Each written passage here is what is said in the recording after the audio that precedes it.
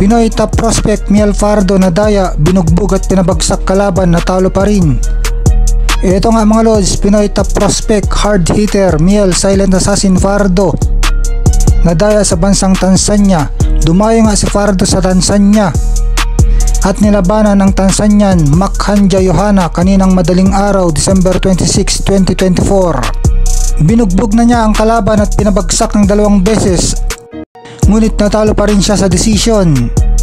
At ang masama pa, unanimous decision pa. Lahat ng judges pumabor sa Tanzanian boxer. Yung referee kalaban din ni Fardo, hindi binilang na bagsak yung unang bagsak. Ang official na bagsak lang ay yung round 5. Ang tagal pa ng bilang ng referee.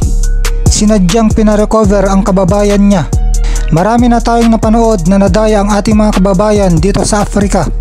Excessive hugging o sobrang yakap pang ginagawa ni Makhanja Yohana.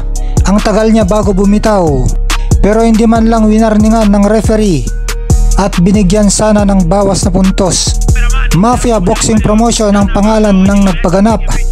Kaya tuloy sinasabi ng mga fans na tama nga ang pangalang Mafia dahil robbery ang laban. Lahat naman ng Pinoy fans ay naniniwala na si Miel Fardo ang karapat-dapat na nanalo sa laban at mag-uwi sana ng bakanteng WBO Global Flyweight title. Kaso nadaya, home court advantage at home court decision. Kaya kung dadayo talaga, kailangan talaga i-knockout ang kalaban para wala nang magawa ang mga judges. Bawi na lang sa sunod, Miel Fardo. At least may pera pang medianoche ngayong bagong taon, kaysa naman walang laban. Dahil sa talo, bumagsak ang record ni Miel Fardo sa 11 wins, 3 losses, 2 draws at 10 knockouts. 2 diretsong talo na si Miel Fardo sa uling laban niya. Ito naman si Makhanja Yohana ay nag-improve ang records sa 19 wins, 13 knockout, 6 losses at 1 draw. Nadaya na ay nagkaroon pa ng black eye itong si Miel Fardo.